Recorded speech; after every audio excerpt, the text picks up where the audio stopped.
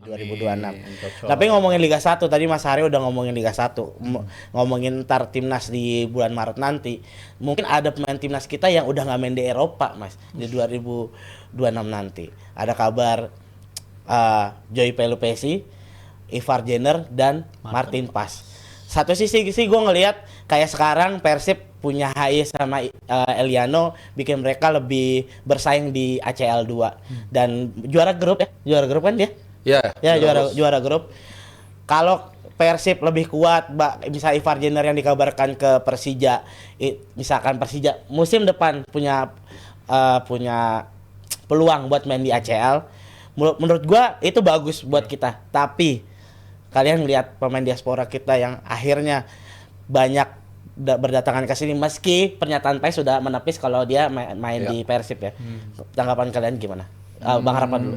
Oke, sebenarnya kan ini harus diakui selepas tim nasional kita penuh dengan turbulence, roller coaster, istilah gue tuh ada oase lah ya, walaupun mungkin tidak sebold ketika mendukung timnas, karena bagaimanapun juga kita bicara klub itu ada rivalitas. Tapi mau nggak mau saat ini yang mewakili kita adalah Persib Bandung dan Dewa United sebenarnya.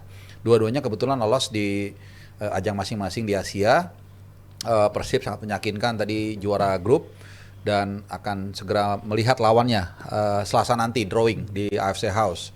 Jadi kita akan lihat siapa lawannya. Biasanya lu berangkat tuh, enggak ya? Berangkat. Sekalian check up. Nah, jadi memang ya, itu tadi memang mungkin ya, sorry kalau gue bicara secara rivalitas mungkin ada yang agak kurang, namanya rival ya. Oh, dia bagus gitu, itu normal gitu. Cuman kalau kita pikir-pikir lebih tenang sebenarnya apa yang dicapai Persib saat ini sebenarnya nanti impact-nya akan ke klub lain juga. Kalau misalnya mereka bagus, jatah kita bisa naik tuh, ACL 1 jadi dapat 1, ACL 2 dapat 1 juga dan seterusnya. Dan itu ditopang juga dengan pemain diaspora kan, 2 yang masuk. Tom Hai itu gila banget. Iya benar. Berasa banget efeknya ya.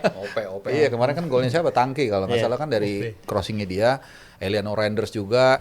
Terus ya kebijakan 7 pemain di lapangan itu juga kan secara nggak langsung membantu tim-tim yang punya uang, terutama Persib yang bisa compete di ACL 2. Apalagi isu akan hadir Joe Pelupesi. Setahu gua solid banget. Awal musim kemarin tuh dia udah sempat mau direkrut, tapi kena deadline. Nah, dan umurnya 34 ya umurnya? 32. 32 ya? 32. Lu jangan nambah-nambahin berarti. Iya. Bonus 2 itu. 34 kurang 2 Bang. Nah, sebenarnya ya Joe Pelupesi oke lah. Nah, tapi kan kemudian kalau kita lihat kalau memang walaupun udah ditepis ya kayak Martin Pas, Ivar Jenner juga ada gerakan Mas Haryo yang tertangkap kamera. Padel. Ivar Jenner juga katanya sempat mau hadir ke sini. Secara umum ya, ini kalau dari point of view timnas kita agak khawatir. Karena sejak awal semangatnya kita merekrut atau mengembalikan. Kalau istilahnya Hinca Panjaitan itu mata air yang hilang katanya atau apalah. Itu kan karena mereka main di level yang tinggi. Jadi kita berharap dia bawa sesuatu dari sana, transfer ilmu. Nah, kalau kemudian para pemain ini kemudian semuanya main di Liga 1 makin banyak kan sangat disayangkan menurut gua. Tapi ya kalau mau bicara paling filosofi paling dasar ya there's nothing we can do, itu kan hak asasi manusia. Benar. Kita pun kalau gue selalu menempatkan diri kita. Kalau kita di luar negeri ditawarin gaji 10 kali lipat atau 5 kali lipat, mungkin kita terima juga. Tapi buat Mas Haryo, pertanyaan gua soal lamaran Justin Hubner kejadian di Enggak mas. Iya. Jadi ke sono. Mas Haryo kaget. Gue juga jadi ngeblank nih gara-gara kebelokin. Iya Mas. Ya emang gimana ya kalau kayak Joey gitu kan, kayak apalagi Paes yang dia kiper utama Dallas dari nepis Messi, jadi hari-hari latihan nepis tendangan Beckham. Nggak aneh sih nepis Messi jadi nepis Beckham, Mas Haryo. Kalau Ivar Jenner lah kita ngelihat strike yang kalau gue sih gimana ya, agak kecewa juga ya strike tendangannya tuh magis waktu kita Piala Asia ya kan, gerakannya. Terus kemarin di SEA Games kayak nggak bisa berbuat apa-apa. Gue takut Ivar Jenner kayak gitu Mas. Gimana Mas Haryo? Iya, gue mixed feeling sih. Ketika kita selalu berbicara kapan sih pemain kita abroad, kita bicara Rizky Ridho saatnya abroad, kita bicara Pratama Arhan main di Thailand, lalu Asnawi main di Thailand, Sandi sama Shane yang tadinya di Eropa akhirnya merapat ke Thailand. terus melihat pemain-pemain yang selama ini kita lihat di Eropa harus bermain di sini gitu. Mungkin ada yang jelas mengganjal kalau gue pribadi ya. Maksudnya kita look up ke pemain-pemain yang tampil di Eropa, kita puji mereka punya environment yang begitu bagus, yang bisa menularkan gaya permainan mereka ke pemain-pemain kita. Dan itu kebukti ketika mereka bermain, pemain-pemain kita tuh step up dari sisi quality, dari sisi ketenangan. Rizky Ridho, Witan, Yakob Sayuri itu kan pemain-pemain yang kita anggap bisa menyerap ilmu dari pemain-pemain yang tampil atau biasa tampil di luar gitu. Tapi seiring berjalan waktu, peredaran mereka di Eropa kan akhirnya nggak mulus juga gitu. Kenapa kan. kita kayak sedih ya ngobrolnya ya? Iya, Jadi iya bener dah, gue dengernya kayak sedih banget gitu, bener. Ya, berarti memang harus sedih. Sedih ya bang ya? Kalau kita ngelihat dari sisi itunya, para pemain yang harusnya tampil di Eropa tapi sekarang akhirnya kok lama-lama kesini, tiap gue ngepost something yang berhubungan dengan pemain kita ada di level klub, pasti ada yang ngebalas tuh, lama-lama kesini semua nih mas pemain-pemain diaspora kita gitu. Ya tapi gimana caranya kalau mereka nggak dapat menit tampil juga, nggak dapat klub juga di luar, mereka butuh eksistensi untuk tetap bermain, kan tentunya mereka memilih yang menawarkan itu. Kebetulan tawaran itu datang memang dari Liga 1. Cuman di sisi positifnya, ya tadi yang Harpa bilang juga, yang selalu gue bilang di sini juga, ini federasi mencoba untuk mengangkat liga kita di level yang lebih tinggi.